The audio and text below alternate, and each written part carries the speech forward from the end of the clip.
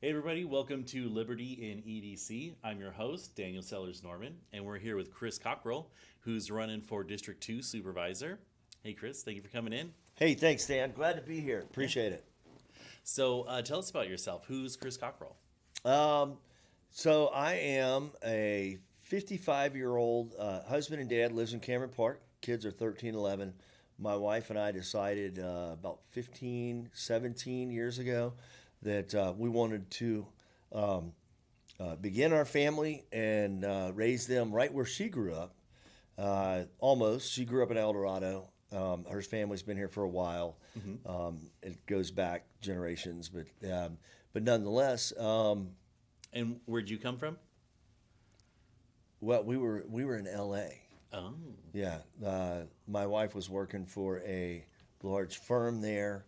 I worked in an outside sales job in the insurance industry, and we again that plan was to move up, start a family, so forth. And it's been really interesting. 15 years married. My wife is awesome. My kids are great, and awesome. Things are going well. cool. Um, and you own Samtown Cyclery, right? I do. Um, I got into I've been in cycling all my life. I opened the bike shop in 2016. The idea was to have a local bike shop that wasn't big corporate, but a community oriented business where people could go for parts, accessories, training, mechanical training. It really ballooned into something different because I stumbled across an awesome trail that comes up from Folsom, goes all the way to Camino. In fact, it's about 100 feet or so from here, the El Dorado Trail. Oh, uh-huh. Yeah, and so it goes along the railroad tracks where there still exist. Up here, it's bike path. But anyway, that kind of propelled my interest further into getting into cycling. I didn't want to travel anymore. Our kids were younger. It's worked out really well, and for all of us. Right on. And then, so you're running for District 2. So Right. how does somebody know if they're in District 2? If you want to know if you're in District 2, and so El Dorado County has 5 supervisorial districts. District 2 is Cameron Park, goes down toward Cameron Estates, over toward El Dorado Hills, Latrobe, and then it shoots across the lower part of the county from the western line there, and loops in Fairplay, Grizzly Flat, Somerset, Four Corners, a number of other places. Pleasant Valley is a route that a lot of people take to get out there. District 2 is it's unique because it has these population factors in one area and that are very different from the other. Um, And that's with like Cameron Park being very Cameron Park is more city densely populated, like, yeah, and then the parts of El Dorado Hills, Blackstone Heritage, Four Seasons. Um, they're You have unique, different needs. The Arguably, District 2 has more agriculture land, and parcels than most of the other districts. I didn't know that. Yeah, lots of agriculture. The ag numbers in the county probably exceed. I think in 22 they exceeded 22 million. Um, Wow. I looked at specifically. I actually took interest in the cattle. Cattle was, I think, over 6,200 head of cattle, and year over was about 100 more. You wouldn't think of El Dorado as necessarily a cattle county. Yeah. But one of the things as a supervisor that I'm going to work on is trying to build a 5-year or 10-year projections. You look at investing in things. You look at a 1, 3, 5, 10 years lifetime numbers. You want to grow. You want to factor in some type of effective growth rate and work toward that. I think we can do better on the ag front. We do have freeze issues here. We can get a cold front end, and this happened in 21 to 2. The 22, we got a late freeze, and that ruined a lot of your crops that require on budding.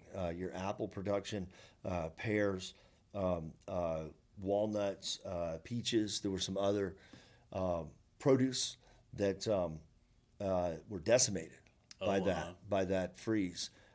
Cattle, sustainable. They're not going to have an issue.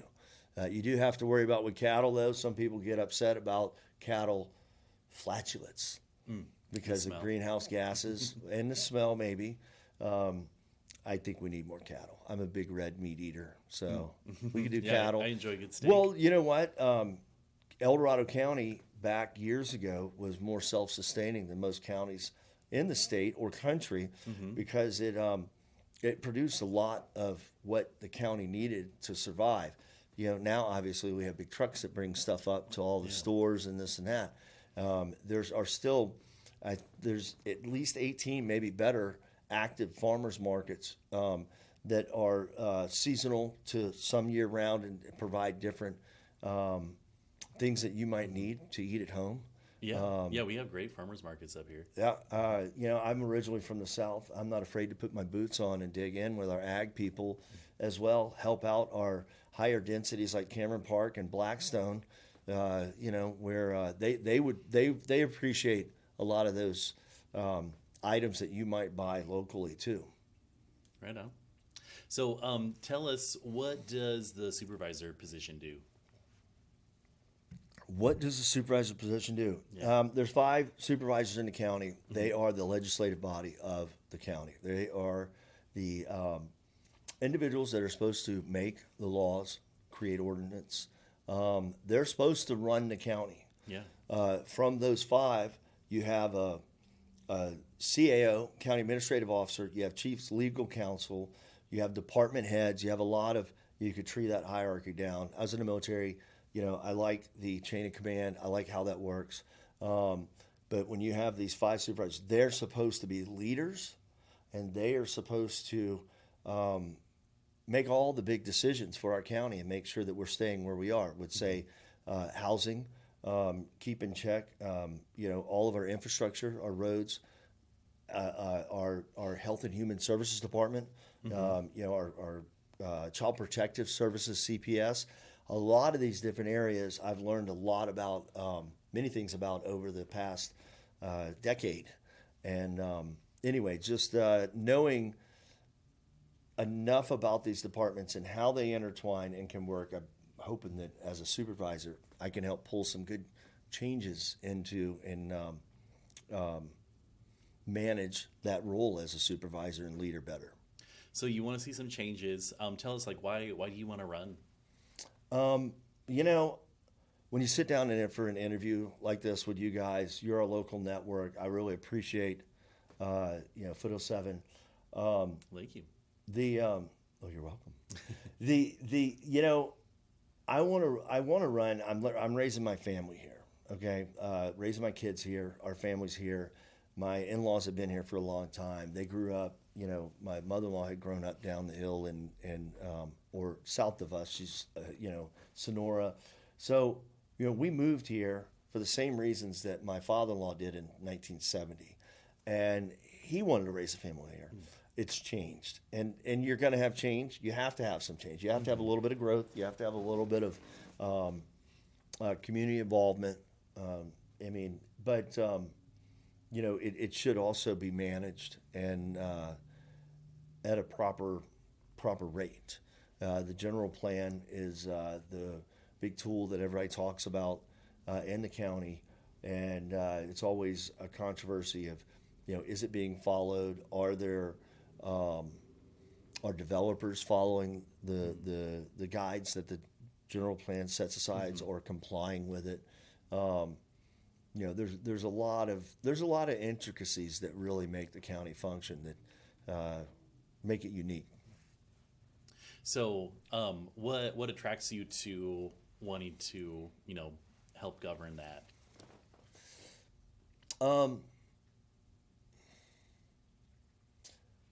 The citizenry of El Dorado County. I was recently asked how many, or do I feel that I represent District 2 or the county? And while District 2 is my supervisor district, there's 191,000 residents, citizens in the county.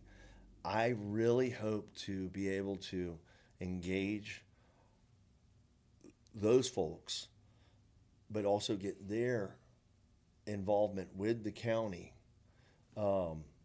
with the different processes, and help all of us bring improvements. That said, though, too, I don't think I'm going to be some miracle supervisor, but I believe in dissemination of information. I don't think you should have departments working behind the scenes to accomplish something for one party or one developer or one applicant for some commercial building. That people in the community, stakeholders, need to have some input. There was a project put forward by a consulting group called Project Pioneer. Had you heard of that? If I ask you a question. So Project Pioneer was a proposal that was put forward by this consulting group, and they were going to put 2 warehouses down on Latrobe Road in El Dorado Hills. So don't think Latrobe way down. Think right at the bottom of El Dorado Hills, a 3 million square foot warehouse, which would have been a breakdown warehouse for Amazon, and an 800,000 square foot warehouse, which would have been their local distribution. Not to get into the minutia of it, but the plan was, one, it's not zoned for that. There were a lot of other problems with it. But the biggest issue is that the stakeholders, meaning thousands of homes around there, $1 million homes, people, one, put their life savings in these homes. Many people are going to retire and stay in that area forever. The other businesses in the area would have been impacted. The traffic studies that were done during COVID when there was no traffic. But none of the stakeholders, none of the citizenry was drawn to the table to really give them an opportunity to help see if this was a fit. And 4 million square foot building. It was over height. There were a lot of problems. That said, it stirred up a lot of emotion. A lot of people started throwing money at some not-for-profits in the county to try to build a case and potentially hire legal counsel to fight it. But what the number one thing that beat it was getting information out. There were a bunch of people who helped. I helped get some information out. I had done an interview with some other station at the time.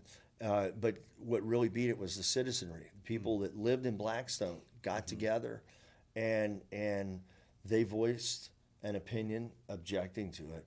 And ultimately, 2 months later, I think it was April or May of 23, it was withdrawn. But that type of engagement, we need to give a warning to the communities that want to keep the character of El Dorado County as close to it is. We have to, though, allow and properly bring in businesses, jobs, and housing to meet the needs of people too. Okay, so to sum that up, would you say that you're running because you want, or you think that you can bring transparency to our government? No, it's running leadership. District 2 has not had anyone sitting in the chair. And the chair of the board, 5 members, the chair runs the meetings. The chair approves the agenda. The chair can put items on the agenda. But the biggest thing is the chair can be a stronger voice for the constituents of District 2. We've had no one doing that in the last several years, and it's horrible. I would do it in my first year. This would be my first time working as a supervisor. Ramp up period, I would make it happen. And I guarantee you 30, 60 days, I would be an effective chair leading the board. I would draw on proper resources to help me with that. But leadership is the ultimate reason. I think there are several areas of the county that have been left out and not addressed properly. Grizzly Flat is one of them. I know that's a big issue. All of us were affected by the Caldor fire. Folks in Grizzly Flat in a catastrophic way, and over 60% of the people who lost their homes in Grizzly Flat will not be returning because this county This county could not reach out to the right people, whether it be at a regional level, state assembly, U.S. representatives from Congress, Senate, the president. They could not get anyone to help them. The national organizations that may provide relief, nothing could be tapped. Locally, we have things that might have worked, though. We could have easily, during a declaration of emergency, looked at some underfunding resources and at least returned the dirt to some of these lots. But the county had to keep coming in and excavating. I'm not a conspiracy theorist, but it almost seems like they were trying to make it so that people cannot come back. There's the people that are up there now are living in trailers. And when I say trailer, I think my fifth wheel, it's real cool, this and that. That's not what they're living in. They've got trailers that are subpar living standards. They have 5 years to get into something different. There's only a few people up there that really have been helped. And that's a tragedy. Yeah. Leadership. It definitely is. So you're running because you want to bring leadership, and you think you bring that dissemination of information you were saying? I think I can bring more information, but also draw together the proper resources. That's what it's really about. And the citizenry is one of them. There's a number of things like that. As a commissioner, when I was on the Veterans Affairs Commission, I tried to get my meetings out with the people of those areas and with veterans in those areas so that they know that somebody's there for them. It can be effective. So you talked about the Caldor fire, and also getting that information out. Like, what other things are important to you that you're running on? My tagline, I've got it on my signs, is family, freedom, and community. In the last several years with the COVID lockdowns, the restrictions that had gone on globally, I believe it had a profound negative impact in El Dorado County. And even though it wasn't as bad here, I think we're still going to have to recover from that. I believe that bolstering our small businesses and incenting maybe more tech schools and training, more entrepreneurship in our youth, that part of the family unit can help.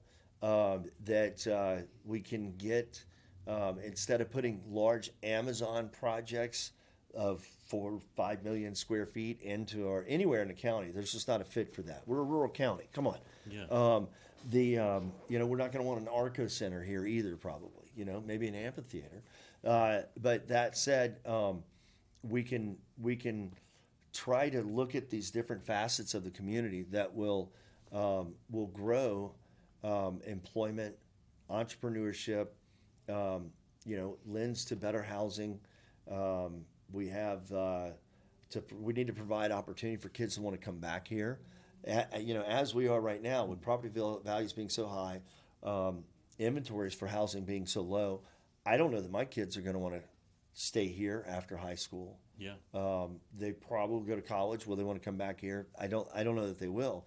We wound up back here. My wife wound up back here, but it was 15 years later. Mm-hmm. There's a goal in the general plan that is supposed to work or make it a target that the county provide that people who live here want to stay here. They want to improve their homes. They want to improve those values. That leads to higher income, property tax revenues.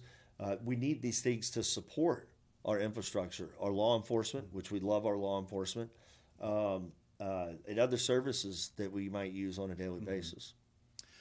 So do you have a plan for how we could get more housing and make it so that maybe your kids could live in this county when they grow up?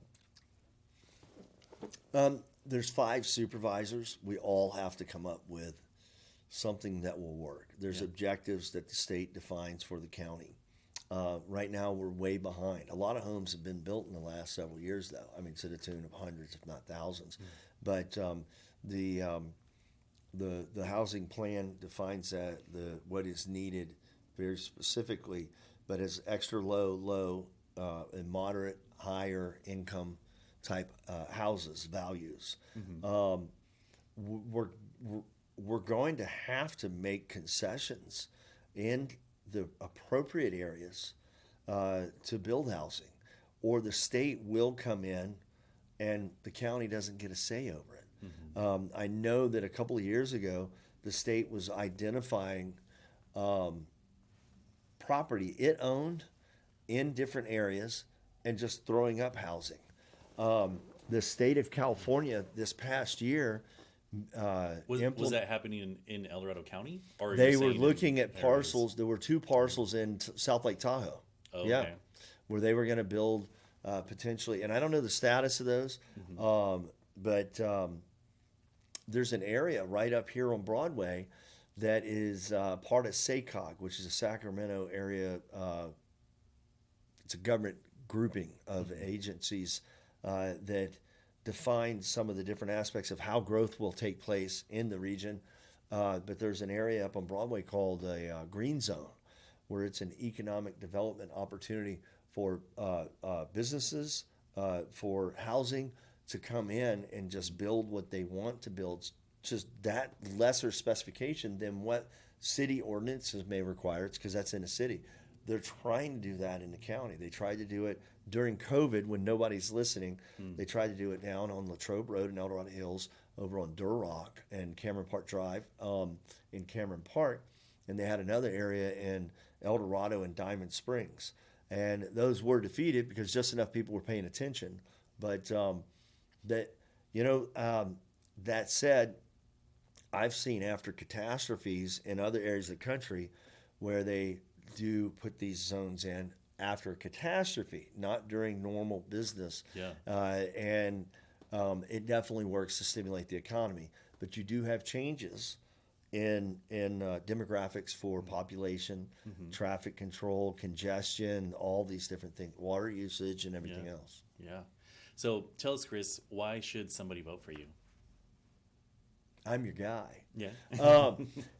You know what? I wish I could say it's just because of the change, because we've had such lackluster leadership in the last 3 years in District 2. I mean, we have flooding in Cameron Park that needs to be fixed. I'm going to fix that. Deer Creek, the Cameron Park's 40 years old, never had proper drainage work done. DOT just came out and they do what they can. They're awesome. They do the work. It's what needs to be addressed and worked into their programming and what they have to do. But they just came out and cleared a major culvert system that goes under Oxford in Cameron Park Drive. And it had 20, 30, 40 years of overgrowth. Oh, wow. Yeah, it's pretty crazy. So, I believe that I'm going to bring that right level of leadership to work with all these departments, again, to bring enough information to the public to have citizenry involvement increase, and so they have awareness of projects like the Amazon project, like another one in Cameron Park in our airport district. There's some other projects that the county just doesn't talk about them. I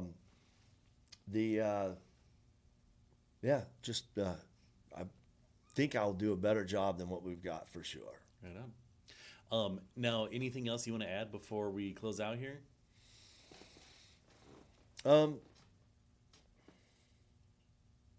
No, I went to work for our country before, as in the military, right out of high school.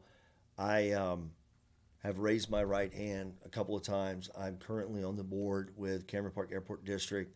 Some of my neighbors felt that it was a good opportunity to put me on the board and help out with CPAD, is what it's called. What else? Everything going on with the campaign, I still just take on things. Now I'm an assistant coach for strength training with these big guns at my kids' school. I'm not afraid to take on more, work long hours. I've always done that, and I mean, if the people of El Dorado County, District 2, Cameron Park, Blackstone, Heritage, my rural areas, I'm going to really dig my heels in out there. It's going to be tough. It's going to be a tough job. I'm going to be putting a lot of miles on my truck, but I think I think they'll see benefits from it in my first couple of years. Certainly, my first 4 years. Right on. Yep. Now, where can people find more info about your campaign, and also when can they vote for you? So my website is chriscockrell.com. I have some information on there. Number one, I have a contact form if you want to get in touch with me. Just put your name, your phone number, and email. Let me know how I can help you out. Give me a call. My phone number is 916-836-6671. On my website, there's also a donation button. If you can help contribute and help me cover my cost that will put me to work for you, I would greatly appreciate it. I've had some folks in the community, business owners, local business owners, my small business friends really step up. That's about it. Awesome. Thanks for coming on, Chris. Hey, thanks, Dan. We appreciate Okay, it. sir. Yep. So this has been Chris Cockrell. He's running for District 2 Supervisor, and this has been Liberty and EDC. Thank you guys for tuning in. You can always find us on Foothill 7 TV, Comcast Channel 7 up here. Find us on YouTube, Facebook, Instagram, all that good stuff. And we'll see you guys next time.